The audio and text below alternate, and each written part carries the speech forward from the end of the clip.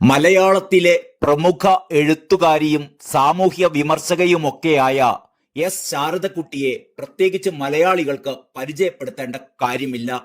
Social media പ്ലാറ്റ്ഫോമുകളിൽ മറ്റെഴുത്തുകാരെ അപേക്ഷിച്ച് ശാരദക്കുട്ടി തന്നെയാണ് താരം.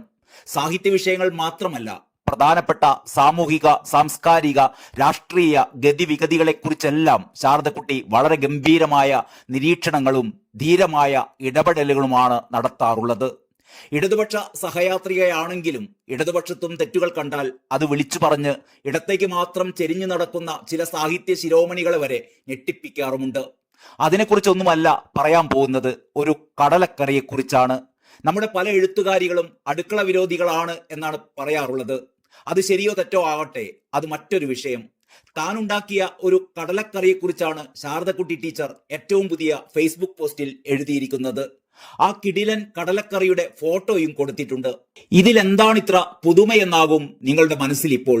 പുതുമയല്ല, പക്ഷെ പുതുമയേക്കാൾ ഹൃദ്യമായ പഴമയുടെ വേറിട്ട സ്വാദാണ് ഈ കടലക്കറിയെക്കുറിച്ച് വായിക്കുമ്പോഴേ നാവിൽ അനുഭവപ്പെടുക.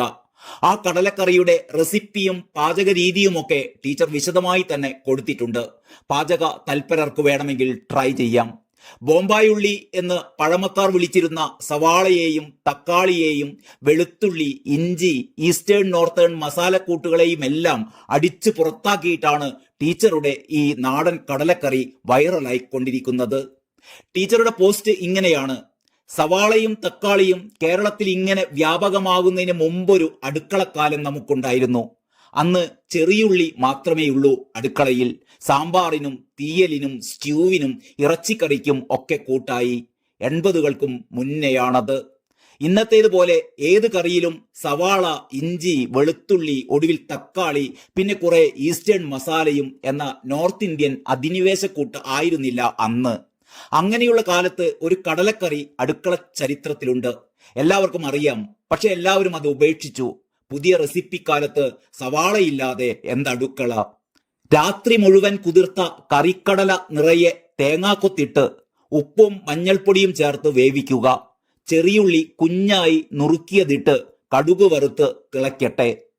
മുളക്, മല്ലി, ചിരകിയ തേങ്ങ, കുരുമുളക്, കറിവേപ്പില, ഓരോ കഷ്ണം പട്ട, ഗ്രാമ്പു, ഏലക്ക, ജാതിപത്രി ഇവയിട്ട് മൂപ്പിച്ച് മഷി പോലെ അരച്ചെടുത്ത് കറിയിൽ ചേർത്തിളക്കുക. മസാലയുടെ ഒരു ചെറുമണം ഉണ്ടാകുമെന്നല്ലാതെ മസാലക്കുത്തലില്ല. കഴിഞ്ഞു കടലക്കറി. റെസിപ്പി തുടങ്ങുമ്പോൾ മുതൽ ഇഞ്ചി, വെളുത്തുള്ളി, സവാള, തക്കാളി എന്ന് കേട്ട് മതിയായി. അപ്പോഴാണ് പണ്ടൊരിക്കൽ രേഖാരാജ് കുറിച്ചിട്ട അമ്മയുണ്ടാക്കിയിരുന്ന ഉരുളക്കിഴങ്ങ് മസാലക്കറി ഓർമ്മയിൽ വന്നത്. എന്റെ തിരുനക്കരയിലെ അടുക്കളയിലെ പഴയ കടലക്കറിയുടെ അതേ കൂട്ട്. രേഖാരാജിന്റെ സ്മരണയിൽ ഒരു ഉരുളക്കിഴങ്ങും കൂടി മുറിച്ചിട്ട് വേവിച്ചിട്ടുണ്ട് കേട്ടോ. ഇന്നിതാ മിനിറ്റുകൾക്കുള്ളിൽ 1980 മുമ്പുള്ള ഒരു കടലക്കറി തയ്യാർ. ഇത്രയുമാണ് ടീച്ചറുടെ നാടൻ കടലക്കറി വിശേഷം. ഈ പോസ്റ്റിന് താഴെ പ്രമുഖ എഴുത്തുകാരികളും ഫെമിനിസ്റ്റുകളും മുതൽ ശാരദക്കുട്ടി ഫാൻസുകാരൊക്കെ എത്തിയിട്ടുണ്ട് പ്രതികരണങ്ങളുമായി. ഗിരിജ തടിയിൽ എഴുതിയത് ഇങ്ങനെയാണ്: വീട്ടിൽ കടലക്ക് സമം ചുവന്നുള്ളി കുറുകെ മുറിച്ചതുകൂടി ഇവയ്ക്ക് പുറമെ ചേർത്ത് വേവിക്കുമായിരുന്നു. തേങ്ങ വറുത്തരക്കാറുമില്ലായിരുന്നു. വെറും മല്ലി, മുളക്, കറിവേപ്പില മാത്രം. ഗരം മസാല അച്ഛന് പിടിക്കാത്തത് കൊണ്ട് ഒന്നിലും ചേർത്തിരുന്നില്ല. ചാറിന് കൊഴുപ്പ് ഒട്ടുമുണ്ടായിരുന്നില്ല ആ കറിക്ക്. ധർമ്മരാജ് മടപ്പള്ളി എഴുതുന്നു: ഈ വിധം പാചകം ചെയ്ത ശേഷം അതിൽ നിന്ന് 2-3 സ്പൂൺ കടലയെടുത്ത് അരച്ച് കറിയിലിട്ട് ഇളക്കിയാൽ കറിക്ക് കൊഴുപ്പും രുചിയും കൂടും. അമ്മയുടെ പൊടിക്കൈയായിരുന്നു.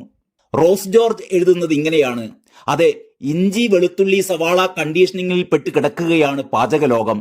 ഇത് ലിസ്റ്റിലിടും. അരാബി അനിത എഴുതുന്നത് ഇങ്ങനെയാണ്: എന്റെ വീട്ടിലെ കടലക്കറിയിൽ ഇന്നുവരെയും തക്കാളിയും സവാളയും ഇടം പിടിച്ചിട്ടില്ല. അമ്മയുണ്ടായിരുന്നപ്പോ അമ്മ മാത്രമായിരുന്നു അടുക്കളയിൽ. നല്ല മൂഡിലാണെങ്കിൽ തേങ്ങയും ജീരകവും വറ്റൽമുളകോ മുളകുപൊടിയോ പിന്നെ മല്ലിയും കൂടി വറുത്തരച്ച കടലക്കറി. അത്ര നല്ല മൂഡില്ലെങ്കിൽ തേങ്ങയും ഇപ്പറഞ്ഞ ചേരുവകളും വറുക്കാതെ അരച്ച കടലക്കറി. തീരെ നല്ല മൂടല്ലെങ്കിൽ തേങ്ങ വെറുതെ ചിരകിയിട്ട് വെള്ളം പോലത്തെ കടലക്കറി. രാമോഹൻ പാലിയത്ത് എഴുതുന്നു: OTP ഇല്ലാതെ ഇപ്പോൾ ജീവിക്കാനാവില്ല. OTP എന്നാൽ ഒനിയൻ, ടൊമാറ്റോ, പൊട്ടറ്റോ. സുജാതാദേവി എഴുതുന്നത് ഇങ്ങനെയാണ്: നാടൻ കറികളൊന്നും കൈവിടാത്ത ഒരാളാണ് ഞാനും. അമ്മ രുചി, അച്ഛൻ രുചി ഒക്കെ ഞാൻ കൂടെ കൂട്ടിയിട്ടുണ്ട്. ഇവിടുത്തെ ചേട്ടന്, ഈ ചേട്ടൻ എന്നുള്ളത് ഇൻവെർട്ടഡ് കോമയിലാണ് എഴുതിയത്, ഇവിടുത്തെ ചേട്ടന് അതാണ് ഇഷ്ടവും. ഇനി അഥവാ ആരും കഴിക്കാത്തത് കൂടി ഞാൻ തനിച്ചുള്ള ദിവസം ഉണ്ടാക്കി കോരി കുടിക്കും. രുചിമുകുളങ്ങളെ ഉണർത്തുന്നതിനോളം സന്തോഷം മറ്റെന്തുള്ളൂ. കടലക്കറിയിലെ തേങ്ങാക്കൊത്തും കുഞ്ഞുള്ളിയും കറിവേപ്പിലയുമാണ് താരങ്ങൾ. പള്ളിക്കോണൻ രാജീവ് എഴുതുന്നു, ഇഞ്ചിയും വെളുത്തുള്ളിയും ഇറച്ചിയും മീനിലും ചേർക്കുന്ന ശീലം പാവം പച്ചക്കറിയിലും പ്രയോഗിക്കുന്ന ഒരു പുതിയ രീതി ഇപ്പോൾ പ്രകടമായിട്ടുണ്ട്. മെഴുക്കുപുരട്ടിയിൽ വരെ ഇഞ്ചി കൊത്തിയിട്ട് കളയും. കോട്ടയത്ത് ചിലയിടങ്ങളിൽ കണ്ടിട്ടുണ്ട്. ശ്രീനിവാസൻ കേശവമേനോൻ എഴുതുന്നു, അതെ, മഷി പോലെ അരച്ചെടുത്ത കൂട്ടുകൊണ്ട് എഴുതിയ പ്രാതൽ കവിത. ഇത് തന്നെയാണ് ശ്രീനിവാസൻ കേശവമേനോൻ പറഞ്ഞത് തന്നെയാണ് ശാരദക്കുട്ടിയുടെ ഈ എഴുത്തിലെ ഏറ്റവും പ്രധാനപ്പെട്ട മനോഹാരിത എന്ന് പറയുന്നത്. ആ പ്രയോഗം മഷി പോലെ അരച്ചെടുത്ത, ഇതാണ് ശരിക്കും സാഹിത്യകാരികൾ പാചകക്കുറിപ്പുകൾ എഴുതുമ്പോൾ സംഭവിക്കുന്നത്. ചലച്ചിത്ര സംവിധായിക കുഞ്ഞിലം അസ്ലാമണിക്ക് പക്ഷേ ഈ പഴയകാല നൊസ്റ്റാൾജിയ വർത്തമാനങ്ങളൊന്നും ഒട്ടും ഇഷ്ടപ്പെടുന്നില്ല. ശാരദക്കുട്ടി ടീച്ചറെ നൈസായി ഒന്ന് ചൊറിഞ്ഞുകൊണ്ടുള്ള കുഞ്ഞിലയുടെ പ്രതികരണം ഇങ്ങനെയാണ്: പണ്ടത്തെ കറികളായിരുന്നു കറികൾ, ഞങ്ങളൊക്കെ സബോള, തക്കാളി, ഈസ്റ്റേൺ മസാല അടിമകൾ പോരെ. എല്ലാ വീട്ടിലും കാണും ഒരു പണ്ടത്തെ ഉപ്പായിരുന്നു ഉപ്പ് എന്നും പറഞ്ഞുള്ള പാർട്ടിക്കാർ. എനിക്ക് സമാധാനമായി, ടീച്ചറുടെ വീട്ടിൽ അത് ടീച്ചറാണല്ലോ. ഈ കമന്റിന് ശാരദക്കുട്ടി മറുപടി നൽകിയിട്ടുണ്ട്. അതിങ്ങനെയാണ്: ഞാൻ ആ ടൈപ്പ് അല്ല, പക്ഷേ എന്നും ഒരേ റെസിപ്പി കേട്ട് മടുത്തത് കൊണ്ട് പഴയത് എടുത്തിട്ടതാ. ഏതായാലും ശാരദക്കുട്ടി ടീച്ചറുടെ എഴുത്തുപോലെ തന്നെ മനോഹരം ഈ കടലക്കറിയുടെ വർണ്ണന. അത്രയേ പറയാനുള്ളൂ. ഇതേപോലെ പാചകം ചെയ്ത് കൂട്ടി നോക്കിയിട്ട് ബാക്കി പറയാം. എല്ലാവർക്കും നന്ദി, നമസ്കാരം.